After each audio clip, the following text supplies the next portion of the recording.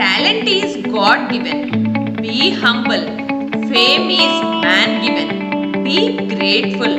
Conceit is self given. Be careful. Talent is nothing but a prolonged period of attention and a shortened period of mental assimilation. राजा की सेवा करना मतलब चाकू की धार पर चलना ही होता है। ये उन दिनों की बात थी जब महाकवि कालिदास भोजराज के आस्थान में था। एक बार ऐसा हुआ था कि भोजराज और महाकवि कालिदास के बीच अंतर के कारण महाकवि कालिदास भोजराज के आस्थान को छोड़ दिया। महाकवि कालिदास भोजराज के आस्थान छोड़ने के बाद उनके आस्थान के कवियों का समूह बहुत बिगड़ गया। तब से भोजराज के आस्थान में 3 कवियों का समूह रहने लगा। उनमें एक कवि कुछ भी एक बार सुनने से ही दोहराता था, दूसरा 2 बार सुनने के बाद दोहराता था और तीसरा कवि 3 बार सुनने के बाद दोहराता था। भोजराज को ऐसा आदत था कि कोई भी कवि उनके आस्थान में आके मूल कविता सुनाया तो उनको 1 लाख सिक्के देके सत्कार करता था। पर ये तीनों कवि भोजराज के इस आदत का अंत कर दिया। कोई नया कवि आके मूल कविता ही सुनाया तो भी जो कवि एक बार सुनते ही दोहरा सकता है वो कहते थे कि वो कविता पुराना है और उनको पता है कहकर राजा के सामने सुनाता था। 2 बार सुनने के कारण दूसरा कवि कहते थे कि ये कवि उनको भी पता है कहते हुए वो भी भोजराज को सुनाता था।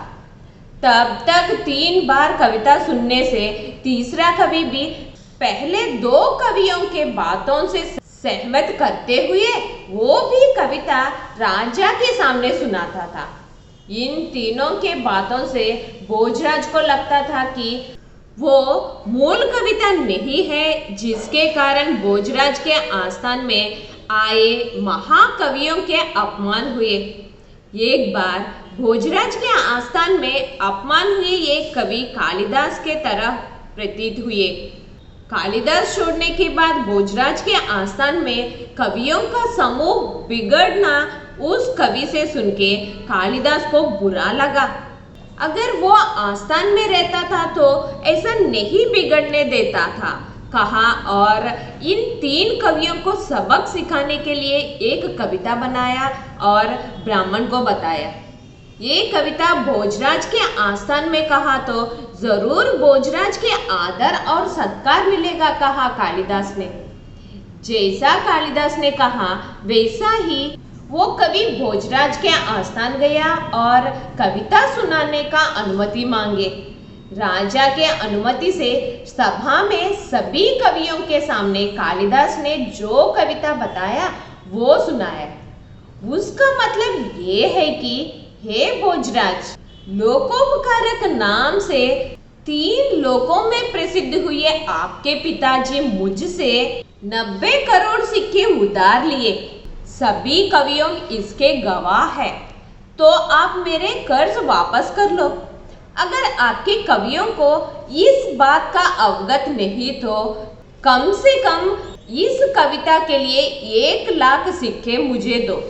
कवि के इस जाल में 3 कवि फंस गए। अगर ये कविता उनको पता है बताया तो उसमें लिखा हुआ बृहदराज के पिताजी ने लिए हुए 90 करोड़ सिक्के के बारे में भी उनको पता होगा। तब भोजराज उनके पिताजी के तरफ से 90 करोड़ सिक्के ब्राह्मण को देना होगा।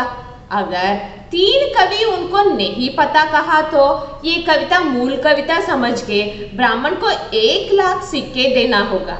इसके कारण 3 कवि भोजराज के सामने मुंह खोले नहीं। भोजराज ब्राह्मण को 1 लाख सिक्के देके सत्कार किए और ब्राह्मण को पूछा कि वो किसकी प्रेरणा से ये कविता लिख पाया।